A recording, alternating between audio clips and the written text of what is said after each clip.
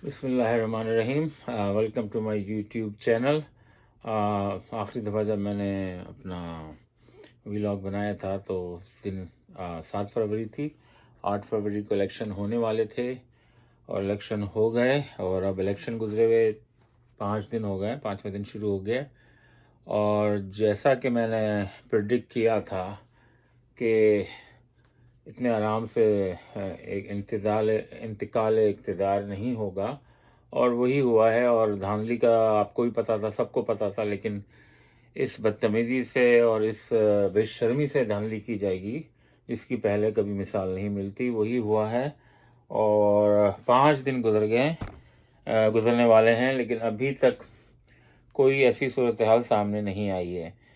जब पहले दिन इलेक्शन हुए और हमने नताइज सुनना शुरू किए तो पीटीआई की कोई 179 नशिस्तें बन रही थी और नून लीग की 35 बन रही थी। दूसरे दिन 136 पे ले आए पीटीआई को और नून लीग को 57 सीटों पे कर दिया। तीसरे दिन 96 सीटों पे ले आए और नून लीग को 78 सीटों पे कर दिया। और चौथे दिन 93 सीटों पे पीटीआई को ले आए और नून लीग को 79 सीटों तक पहुंचा दिया। और अब आप इस बात से अंदाज़ा लगाएं कि कितना अजीब व गरीब हुआ है कि सियासतदान जो बेचारे, जिनमें मैं वही बात करूँगा कि गैरतमंद और बगैरत पाकिस्तानियों का, पंजाबियों का, जो भी सियासतदान है, उनका इसमें ये रोल है कि अब वो सामने आ रहे हैं। और इसमें से कुछ गैरतमंद सियासतदान सामने आए हैं जिन्होंने बोला कि भाई हमें सीट ही नहीं चाहिए, हम ही जीते ही नहीं है। हाफिज़ नईम साहब का नाम सर फहरिस्त आ रहा है। और भी बहुत से लोग हैं जो ये कहने पे मजबूर हो गए कि नहीं भाई, हम ये सीट नहीं जीते, हमें ज़बरदस्ती जिताई गई है। और बाज़ लोगों ने तो मना कर दिया है सीट लेने से कि नहीं। पीर साहब पगारा ने बोला जब पीपल्स पार्टी को पूरा इलेक्शन ही जितवा दिया है तो हम 2 सीटें लेके क्या करेंगे। तो इस तरह की सूरत हाल है। चलें शुरू करते हैं। पंजाब में बहुत दबा के धांधली हुई। रिज़ल्ट आपको पता है कितने लेट कर दिए गए।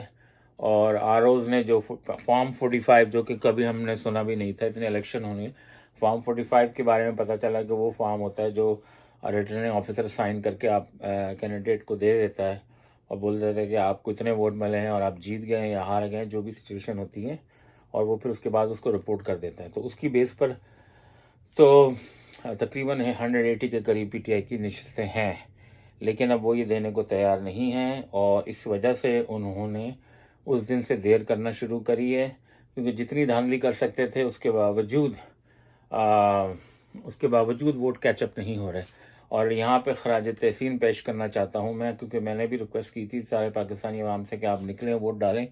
और माशाल्लाह से उन्होंने इतनी तादाद में वोट डालें कि ये लोग धांधली कर करके भी थक गए, लेकिन नंबर कैचअप नहीं कर सके। तो अब उसका इलाज ये ढूंढा है कि जो वोट हैं वो ज़ाया किए जाएं, या फिर इतने वोट जाली वोट डाले जाए, लेकिन फिर फॉर्म 45 का क्या करेंगे।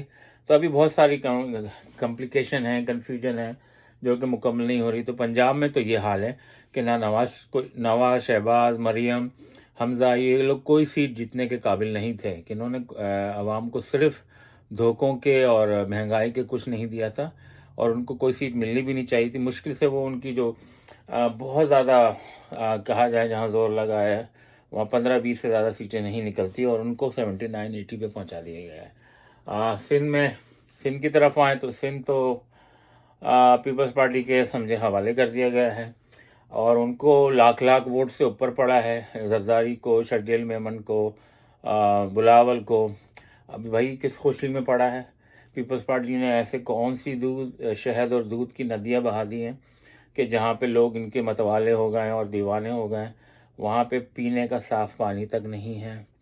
वहाँ अगर आपको कुत्ता काट ले तो उसके टीका लगाने के लिए वहाँ पे उसकी दवा मैसर नहीं है। वहाँ पे स्कूलों का हाल आप देख चुके हैं, भैंसें और बकरियाँ और आदमी लोग अपने जानवर पाल के जाते हैं। अस्पतालों का हाल इससे बुरा है, महंगे इक्विपमेंट मंगा के रखे हुए हैं, लेकिन कोई ऑपरेट करने वाला नहीं है, गल सड़ रहे हैं। तो पीपल्स पार्टी ने कोई ऐसा काम नहीं करा। रोटी कपड़ा मकान सबको बल्कि बेमकान कर दिया है, रोटी मुंह से छीन ली है, और कपड़े तो उतार ही दिए सबके। तो वहाँ पे ये भी नहीं है। तो ऐसा क्या किया पीपल्स पार्टी ने जिससे ये इतनी बड़े मार्जिनों से जीते हैं कि उसको कोई आवाज़ भी नहीं उठा सकता कोई कैचअप करने के लिए। मैं आपको बताता हूँ, इलेक्शन 8 फरवरी को था, ये एक हफ्ते पहले से बैलेट पेपरों पर ठप्पे लगा रहे थे बैठ के, जब भी इतने आराम से, वरना लाखों लोग आए तो लंबी लंबी लाइनें नजर आएंगी ना आपको। आपको वोट पड़ा है जरदारी को और दूसरे लोगों को, अगर लाख लाख के करीब वोट पड़ा है तो लंबी लंबी लाइनें, जो कि लाखों लोगों की लाइन का आप अंदाज़ा करें, 5,000 की लाइन इतनी लंबी हो जाती है कि आपकी तहात नज़र लोग नज़र आते हैं। तो लाखों लोग आए, कहाँ से आए? कोई कोई एविडेंस होना चाहिए, कोई सबूत होना चाहिए, कोई वीडियो होनी चाहिए। तो ये मेरा जो ख्याल है वो ये है कि ये ठप्पे बहुत पहले से लगा के बैठे हुए थे, या फिर इन्होंने आरओ को पहले से फेक फॉर्म बना के दे दिए कि ये दो, वहाँ पे सब खरीदा है, बिक जाता है। तो सिंध, कराची, ये सब एमक्यूएम वालों ने, एमक्यूएम की बात कर लें, एमक्यूएम वालों ने करा क्या है? एमक्यूएम वालों ने सिर्फ अपनी सीटें बचाने के लिए और महाजरों का खून बेचने के अलावा और कुछ नहीं करा। उन्होंने, उनकी तो एक सीट नहीं बनती थी, उनको 17-18 सीटें पकड़ाई जाएगी। क्यों पकड़ाई जा रही हैं भाई? वो इसलिए कि वो एक ऐसी जगह पे लोगों को रखना चाहते हैं कि कहीं पे भी कोई भी मेजॉरिटी हुकूमत बना सके। जगह जगह एमक्यूएम को एज अ जो है बेट के तौर पे इस्तेमाल किया जा सके कि अभी इनके साथ मिल जाओ, बाद में उनके पास से हट जाओ, उसको खरीद लो, उसको बेच दो। तो ये किया है। तो कराची का बहुत बुरा हाल किया हुआ है, कराची की भी सीटें सब वापस आनी चाहिए। बलूचिस्तान में भी यही हाल किया है। बलूचिस्तान का मसला ये है कि वहाँ के यहाँ लश्कर रईसानी साहब खुद आए, उन्होंने बोला कि भाई मैं तुम, उनको भी फ़ोन कॉल आई थी, वो हार के सो गए थे, और उनको भी कॉल आई, तो उन्होंने मना कर दिया कि नहीं, मुझे नहीं जीतना। मतलब आप ये जब बात देखें कि लोगों को ज़बरदस्ती जितवाया जा रहा है, वो कह रहे हैं नहीं भाई हम तो जीते ही नहीं है, तो हमको सीट ही नहीं चाहिए, लोग सीट वापस कर रहे हैं। तो ऐसा कभी नहीं देखा, ना कभी सुना गया। और केपीके में तो आपको पता है, केपीके में तो जो है तबाही फेर दी है पीटीआई वालों ने, इतनी खतरनाक। लेकिन वहाँ पे एक जो बड़ा सरप्राइज हुआ है, कोई नूर साहब हैं जो पीटीआई में थे, फिर वो उसमें चले गए थे, उनको जितवा दिया गया, तो उनकी सीट पीछे। तो सीटें तो काफ़ी चैलेंज करी है पीटीआई ने, उसमें से अगर 50% भी मिल जाए और उनके पास सबके पास फॉर्म 45 हैं। फॉर्म 45 की बुनियाद पे they can still claim the majority, they can still win the election और अपनी हुकूमत बना सकते हैं, जो कि वो उस तरफ जा रहे हैं। लेकिन बात यही है कि कब तक ये सारी चीज़ें सेटल डाउन होंगी, वो देखने वाली बात है। क्योंकि देखें, अगर आप फिर आवाम का और मेजॉरिटी मैंडेट चुराएंगे तो आपके सामने है बांग्लादेश की कहानी।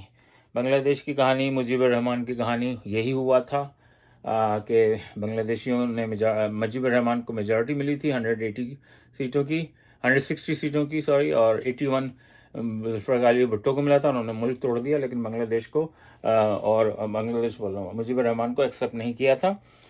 उस वक्त वो बोलते थे, बंगालियों को बोलते थे तुम लोग टके की औकात नहीं है तुम्हारी। आज पाकिस्तानियों की रुपए की औकात जो है वो 2.5 की है उनका। जी, पाकिस्तान का 1 रुपया, नो सॉरी, पाकिस्तान उनका 1 टका, पाकिस्तान के 2.5 रुपये हो गए।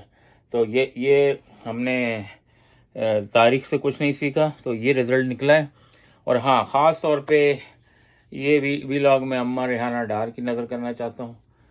क्या ज़बरदस्त खातून है, क्या बोल्ड खातून है, उन्होंने किस तरह से मुकाबला किया है, और उनको भी हरवाने की कोशिश की गई है, आपके सामने है। लेकिन इंशाल्लाह उन्होंने 1,31,615 वोट लिए थे, और वो ख्वाजा आसिफ 82,000, वो भी उसमें से पत्नी कितनी धान लेके वो वोट लेके पीछे था। थोड़ी देर बाद उन्होंने वो नतीजा बदल दिया, और उसके उसको 1 लाख से 1 लाख पे पहुंचा दी, और बेचारी अम्मा को, वो अमर रेहाना डार को, वो 1 लाख पे करीब ला के रोक दिया, और इस तरह से ख्वाजा आसिफ को इलेक्शन जितवा दिया गया, जो कि वो भी चैलेंज हो चुका है।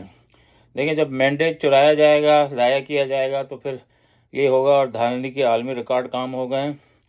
और वो कहते हैं कि जी हमें क्या पता था फॉर्म 45 क्या होता है, क्या नहीं होता। तो अब जो है पीटीआई ने फॉर्म 45 का भी सब आवाम को बता दिया है। और जहांगीर तरीन जो कहते थे कि मैंने इमरान खान को वज़ीर आज़म बनाया था, आप जो है, आपके लगता है घर वालों ने भी आपको वोट नहीं दिया, समझे ना। तो आप जहांगीर तरीन जलील तरीन, घटिया तरीन थे, और अब आप रुस्वा तरीन भी हो गए। आपने इतना जुल्म कराया लोगों के ऊपर, पकड़वाया, उठवाया। ख़ासतौर पर वो खातून का, उसका बहुत अफसोस है। और आपकी औकात क्या रही कि आपने आखिर में सियासत से ही अपने आप को, आप लोग इमरान खान को निकालने आए थे, देखें अल्लाह ने आपको कैसा दलील किया है। दूसरे उस तरफ वो परवेज़ खटक साहब हैं जो कहते थे कि मैं पीटीआई को तोड़ के दिखाऊंगा। तो शेर अफजल मरवत ने कहा था कि आप गन्ना तो तोड़ नहीं सकते, आपकी सेहत इजाज़त नहीं देती, और आप भी अब फारिग हैं, आपका पूरा ख़ानदान भी फारिग है। तो ऐसे बहुत से लोग जो हैं वो जो ऊंची हरकतों पे उतर आए थे वो करा। और ऊंची हरकतों पे जब बात हो रही है तो अब पीपल्स पार्टी और नून लीग वाले देखें आपस में मिल रहे हैं, हुकूमत बनाना चाह रहे हैं। अभी थोड़े दिन पहले एक दूसरे के खिलाफ बयानबाजी कर रहे थे। अब मेरे को समझ में नहीं आता कि ये लोग बेगैरती, नून लीग वाले, पीपल्स पार्टी वाले बेगैरती के किस लेवल पे पहुंचे हुए हैं कि जब बदनाम और ये सारी चीज़ें हो रही थी बदनामी की, तो ये जो नून लीग का तरीका वारदात है वो ये है कि ये लोगों की माँ बहनों को भी नहीं छोड़ते, रुसवा करते हैं। और उन्होंने बेनज़ीर की नंगी तस्वीरें हेलीकॉप्टर के ज़रिए इलाकों में डिस्ट्रीब्यूट की थी, बताने के लिए कि देखे जाइए कितनी फहाशा औरत है और कितनी जो है बदकिरदार औरत है। और उसके बाद आप ये देखें कि उसका बेटा और उसका शौहर दोनों उससे बड़े बेगैरत हैं, जो वापस उसी पीपल्स पार्टी के होते हुए नून लीग के पास जाके वापस बैठने को तैयार हैं और उनके साथ हुकूमत बनाने को तैयार हैं। पहले एक दफ़ा ही मुँह काला कर चुके हैं और अब फिर मुँह काला करना चाह रहे हैं। और नवाज शरीफ साहब 50 सीटें भी नहीं थी और वो स्पीच करने आ गए थे कि जी हम हुकूमत बनाएंगे, साड़ी गल हो गई है। ओ भाई, तो ये साड़ी गल हो गई है तो ये 2 करोड़ वोट पीटीआई को कैसे पड़ गया? आप जब तक जो चुप रहेगी ज़बान खंजर, लहू पुकारेगा आस्तीन का। आप जब तक लोगों का गला घोट के, कब तक लोगों का गला घोटते रहेंगे, कब तक लोगों के साथ ज्यादती कराते रहेंगे? और अब फौज में भी मुझे याद है याह्या खान जब अब वो यही हरकतें कर रहा था, उससे नहीं उतर रहा था, तो फौज से ही लोगों ने उसका टेक ओवर कर लिया था और उसको रिज़ाइन करने का कहा था। तो ऐसा ही कुछ हमारी जो फौज के जो गैरतमंद और खुददार सिपाही हैं, जनरल्स हैं, क्योंकि मुझे ऐसा लगता है कि